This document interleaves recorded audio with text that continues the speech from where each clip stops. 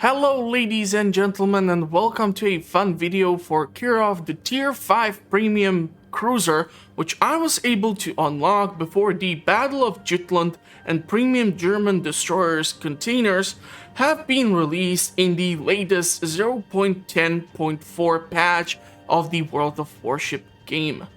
As I'm still in the process of grinding through the dockyard for the ZF6, it was fairly easy after a couple of days of grinding to obtain this ship, as I do have a snapshot of some of the tasks which I had to perform in order to get my hands on the ship and this beautiful permanent camouflage which can be installed on it.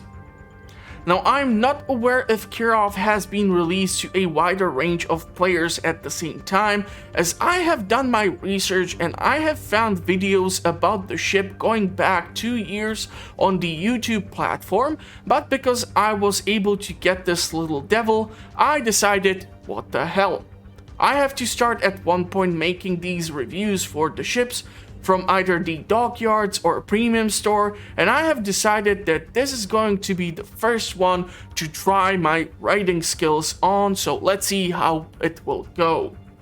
And of course, in order for you, the viewer, to make this bit more fun as a review, I will be leaving timestamps in the video description so that you can go and check out the specific part of the video which you want to take a look at, so it's easier or more fun for you in case you want to skip some of the boring things.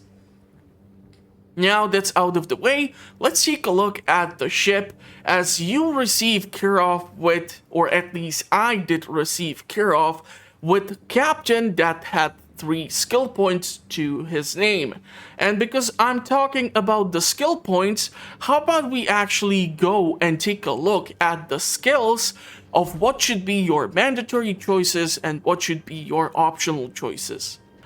So the mandatory skills which I would suggest for you, the potential owner of the ship, are a gun feeder, pyrotechnician, survivability expert, concealment expert. Why should these be your mandatory skills? Well, Kirov is an extremely squishy soft target, however, it has the advantage of, if played properly and if positioned behind, let's say, an island, the opportunity to pepper enemy with HE rounds, if also opportunity provides or presents itself, switch fast to AP rounds and land bunch of citadel hits.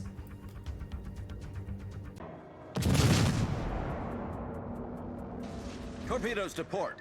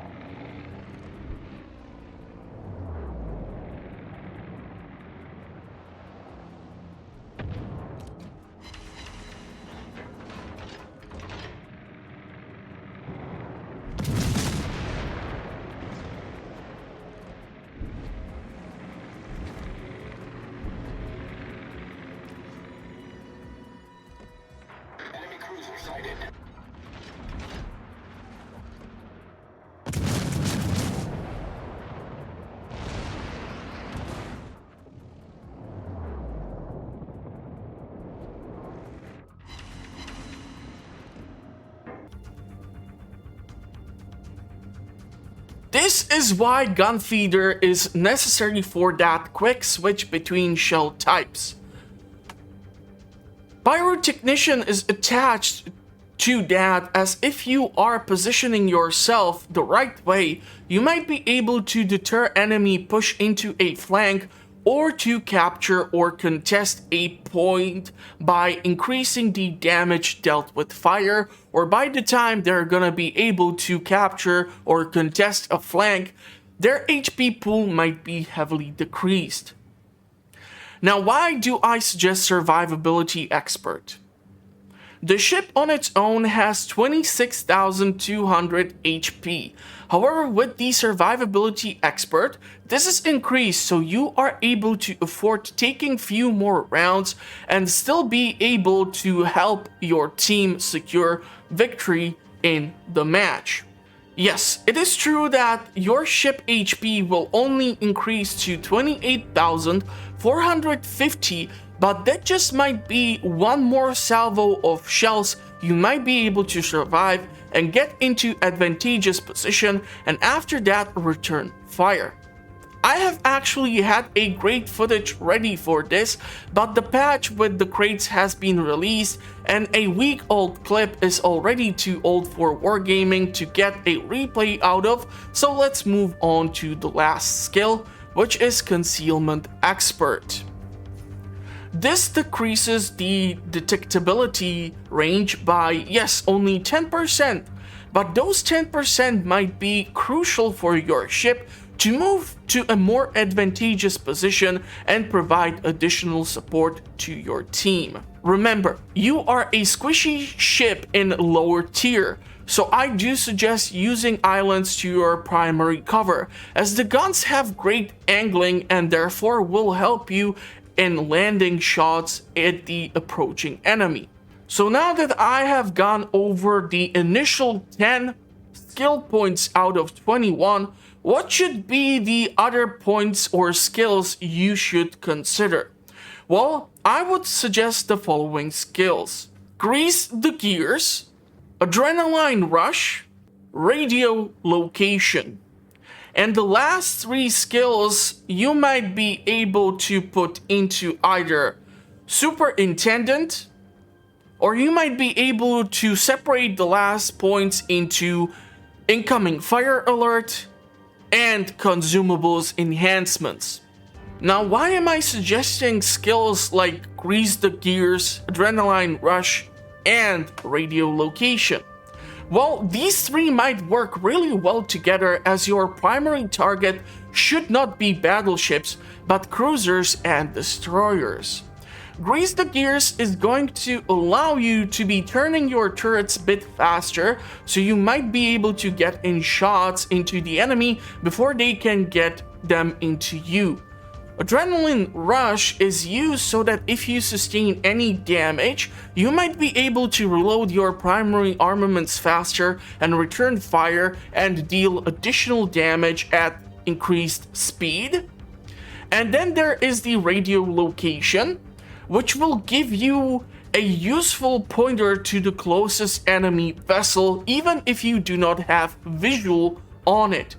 This might be extremely crucial, especially if a ship is trying to bypass an island and get a jump on you. So these three skills are highly usable and should be definitely considered.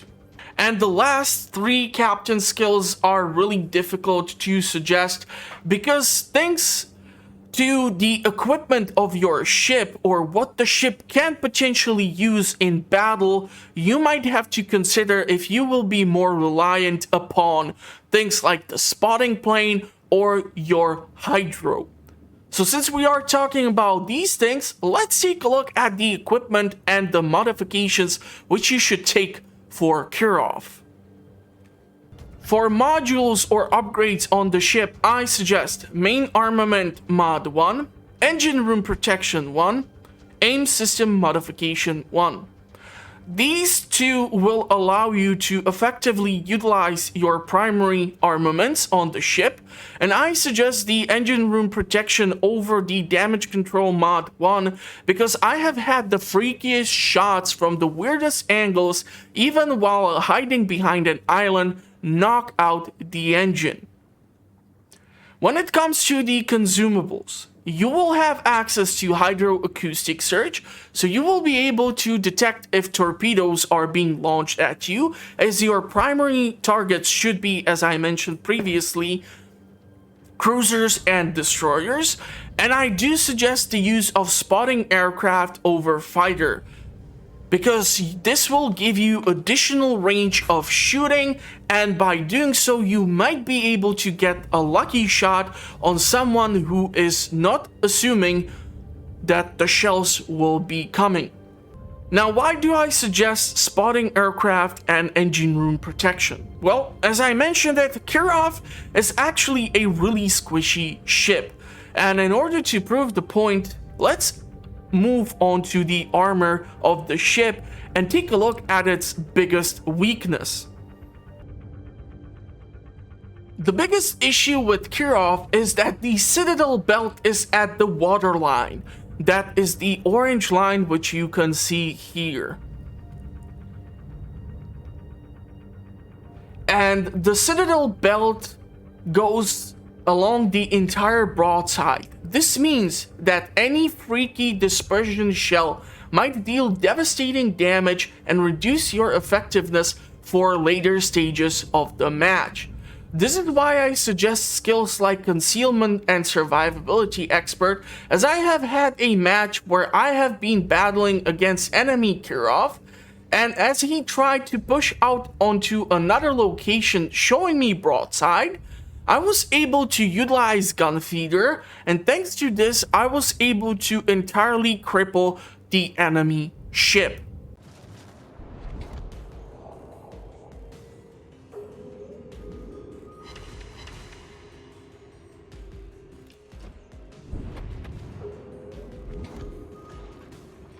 Requesting assistance.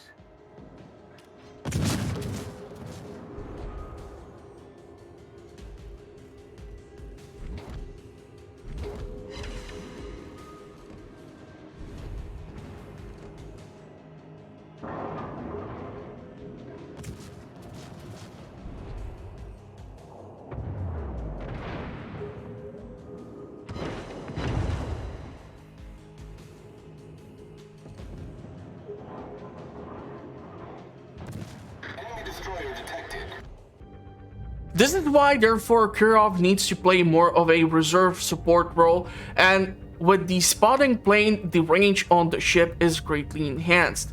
The beautiful thing is in its guns, the 3 turrets with 3 guns in each, working with 180mm guns. I have seen this ship shooting, and the dispersion is at certain point non-existent, allowing me to almost surgically target enemy and hit them in the right spots. And yes, you will get larger dispersions, especially if you use the spotting plane, but still the guns work really good. I have this method which I have been using for shooting guns on cruisers and battleships, where I do not use salvos, but I fire each gun separately with like a half a second or second between shots fired, as I have discovered that the shells have better chance of smaller dispersion on a small spot in comparison to when salvo is fired, where the larger area needs to be covered.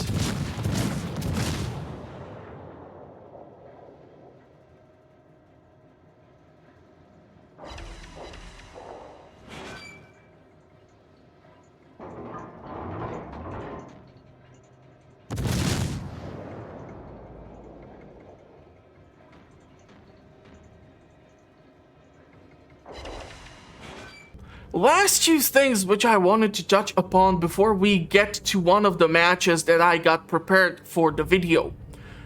Torpedoes and the entire aircraft protection. Okay, so the cruiser is actually equipped with 2 underwater lance launchers. Unfortunately, they have only 4 kilometers in range. Therefore, you cannot use them as an offensive means. You can only use them in defensive means. I therefore do not suggest anyone to try and push against an enemy battleship trying to angle yourself to launch those torpedoes to secure yourself the kill. As you were able to see, thanks to the armor layout, the 13 millimeters at the tip of the ship will not be able to protect you very well, and you might theoretically be able to be hit in the citadel belt, which goes along the entire side of your ship. And the last thing are the anti-aircraft weapons. So the ship has certain anti-aircraft weapons. Unfortunately, it is not the best defense against airplanes. And because you are of a tier 5, you might go all the way up against tier 7 ships. This means that carriers of tier 6 will be present in certain matches. However, as you are not guaranteed this, I still suggest the use of the spotter plane, and on top of that, if you see that the enemy carrier is pushing against a certain flank, try to avoid it, as being detected might not be the best thing for you in this ship specifically.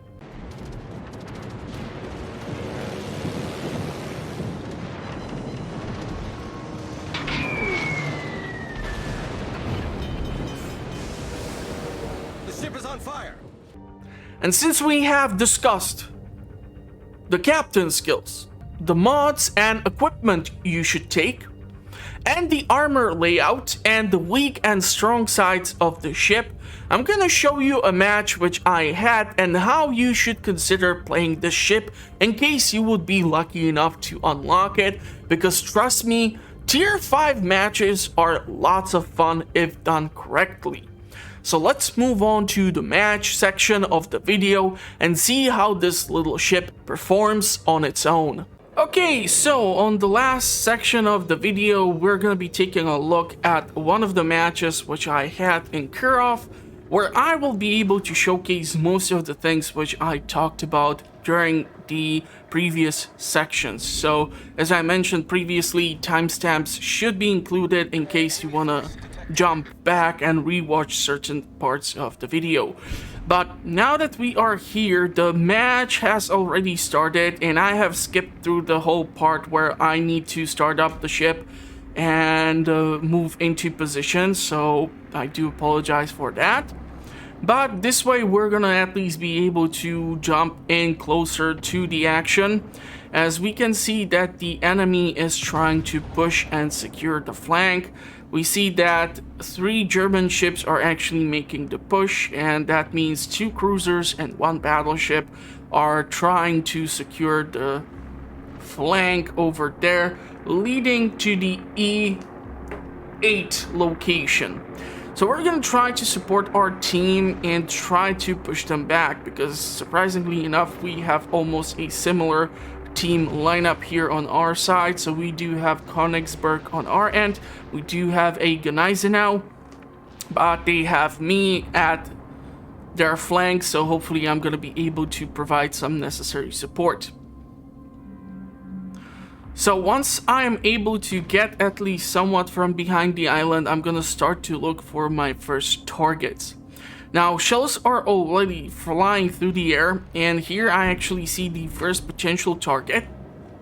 So I fire at York, and I'm trying to reload the shells in order to get the AP rounds in, but unfortunately the enemy cruiser moves out of my range, and it was really not advantageous at this point for me to pop in the spotting plane. So this is why I have decided to slightly push out from behind the island, see if there is not another target, and I'm gonna start switching back to the HE rounds soon, as I'm seeing that there are other targets which I might try to focus on, such as that destroyer which is being currently fired upon. So York is able to shoot back, however I'm gonna try to reposition myself and move on to the C6 location on the map in order to get behind the island and provide support fire against the enemy Gneisenau and the 2 other cruisers which are trying to support his push over there. So being behind the island, I do not anticipate this fairly well, and I start to aim without realizing how far I am still behind the island, and so those first few shells land in the island. So that was my mistake, but the next couple of shots are able to start landing in. And because I see that the Zara is trying to reposition itself, I'm gonna switch to AP rounds because this should allow me to get a more advantageous position and give me an access to its broadside. And currently I am sitting at 1650 damage, and when these shells land, we get 4 penetration shells and we are suddenly above 7062 points of damage. So this is why having the capability to switch between the shells is really important. Now, I was trying to land those shots at the Gneisenau, but unfortunately I was not in a more advantageous position, or the Gneisenau was not further down behind the island, so I wasn't able to land those shells. But Zara here is trying to push out, and because I fire my shells and I did have the HE shells loaded, those last couple of shots were with surgical efficiency able to land on Zara's rear and secure me my first kill throughout this match. And because Gneisenau is still trying to push out, going against 1, 2, 3 battleships, which is kind of suicidal, we're gonna try to support our team and pepper the Gneisenau with a bunch of HE rounds in order for him to start and consider turning around. Now, if the ship starts turning around at this point, it's gonna show its broadside, which is the weakest point, and this can actually allow our friendlies to secure the kill. And those couple of shells there, which are gonna be landing, are gonna kill off the enemy battleship. So currently we are sitting at both teams who have lost 4 ships already, and we are getting a slight point advantage in the match, but it's not big enough for us to definitely secure the victory as of yet. So we're gonna have to press on, and I'm gonna have to start repositioning myself again. And because I see another enemy cruiser here popping up from behind the island, I'm gonna fire the HE rounds, trying to get at least somewhat of an estimate as to how far should I be aiming in front of him.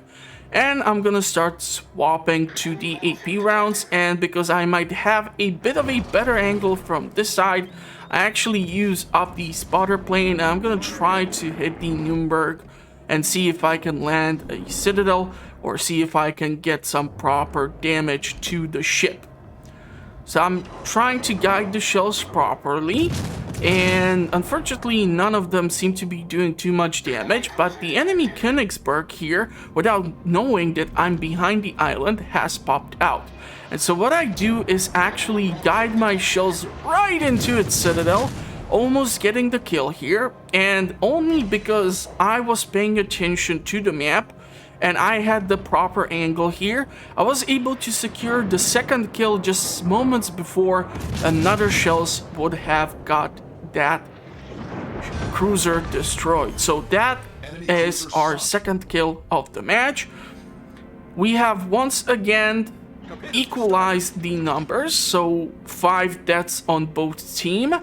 But yeah, so I'm trying to once again see if the last cruiser is in that location where I saw it on the map, but I see that York has decided to push from behind the island, so I'm gonna try to guide those shells in front of it, but unfortunately having AP rounds loaded and the ship turning away from me, they are not gonna do as much damage. And because I'm moving forward and I'm switching the shell type, I will not be able to utilize the spotter plane anymore, as it's gonna run out, and now it's gonna be on a 4 minutes cooldown, which in a lot of cases can be the difference between win and a loss in a match. So here I still see a slight opportunity to guide those shells against the enemy cruiser, and the funniest thing is that one of them is still able to land and get me a penetration shot, so that was kind of a fun thing here. But what I need to start doing is trying to focus on the other flank, where I see that the enemy is still somehow pushing back our 2 battleships. So we're gonna have to reposition ourselves and try to support our team. the enemy destroyer has popped in, so I'm gonna try to assume where it's gonna go. The shells, without having too much of a dispersion, shooting them one turn at a time, managed to land and destroy almost entirely the enemy destroyer. I was hoping that I would be able to land those last couple of shots and secure another kill, because a friendly ship got destroyed up here. But yeah, that kill just wasn't meant to be, and the destroyer was trying to run away. So, because I still know that we have on our left side the enemy cruiser, the York, is still behind the island, and he has really low HP. I'm switching back to AP rounds in order to try and make sure that if he decides to pop in or pop out from behind the island, I'm gonna be able to land a couple of good shells into his broadside and secure myself another kill. After all, I do have our friendly battleship here trying to chase in and push into the middle too, so it's a question of time who will be faster and who might secure that kill after all. So here it's just a question of time before he pops up. He was backing up, so I fired, and someone saw the same opportunity. Fortunately for me, my shells landed first, and I was able to secure that third kill. Now, I'm moving back to another position because we see that the enemy battleship is moving into the cap point, and therefore we would be pretty much exposed out here in the open to the Cavor. So I'm gonna once again switch to the HE rounds. I did pop in the Hydro because I wasn't really sure if I would get the detection range on the destroyer, as I was quite sure he was somewhere behind the island, but as he's trying to make it into the open waters, the friendly Gneisenau secures the kill, and that goes, or there goes, the last enemy destroyer. Now the enemy battleship is starting to push out into the open water. He is going against two battleships. I'm trying to angle away from him so that I can still point all of my guns on his location and maybe start a fire, but as you can see, most of the shells are bouncing off. And here I get into this weird position where I get into a brawl between an enemy Gneisenau, our Gneisenau, and even for a second here, I pick up the torpedo warning as the friendly Gneisenau launches the torpedoes. However, as the enemy ship was 7.5 kilometers away, that was a pointless waste of torpedoes because German torpedoes usually go for 5.9 kilometers in range, so those would have not hit the enemy ship. He would really just have to try to YOLO towards him and not know that maybe he has launched the torpedoes. So far the match is going well for us. We are getting the point advantage, and shockingly, thanks to hugging the islands, as it's referred to, I was so far able to secure myself having almost full HP pool. But because I wasn't paying attention and I got exposed and detected, this provided an opportunity also for the enemy to fire upon me, and somewhere around here is where I take the first damage from the enemy Arizona, who was able to land a lucky shot upon me. Now, I am moving into a weird position where I don't have a clear shot at the Arizona, but the Nagato behind the island is far enough for my guns to make it over. So I decide to pop in the spotter plane here, and by doing so and having the HE shells loaded, what I will be able to do is start to harass the enemy battleship almost across the half of the map. So as you can see, the shells will have a bit of a larger dispersion on a longer range, especially if used with spotter plane, but I'm still able to land 8 out of 9 shells, so that's pretty damn decent, despite the fact that there were some torpedo hit protections, despite the fact that Nagato, sorry, does not actually have any torpedo tubes, but what do I know? Those are those funny shots which I cannot explain. Why don't they just call it ricochet? But whatever. So I'm trying to guide the shells correctly to where I assume the ship might be at, but because we lose visual on the battleship, I stop firing upon it. I'm trying to reposition myself so that I can potentially provide fire cover for the Arizona, but it got destroyed, and so our team is starting to push onto the enemy cap point. I still have like 30 seconds on the spotter plane cooldown, so I keep firing my shots. And of course, they are gonna find the target because cruisers have right now really great performance in the battle. We light up the enemy ship, we actually start off 2 fires, and we have 11 seconds on the cooldown, so I should be able to fire last salvo of shells into him in order to use up the consumable properly. And because he popped up his repair after the 2 fires started, now the additional fighters are just gonna keep on ticking away his HP pool, as he will not be able to extinguish them. Is trying to push against our team, although I would have probably tried to push away and maybe try to contest the enemy cap point, but who knows. I usually play German battleships and I'm the first one to YOLO into the enemy team, so what do I know? Maybe that is why I'm kind of enjoying this playstyle a bit more, as I have to play more passively, as trying to push forward would definitely mean the death of this ship. So here we see that the fire is ticking away and the enemy battleship dies before my shells were able to land, and there goes the match.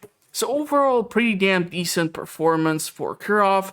I have had even matches where I have been defeated, and I can tell you already that even in those matches, I was able to secure quite a lot when it came to the overall score.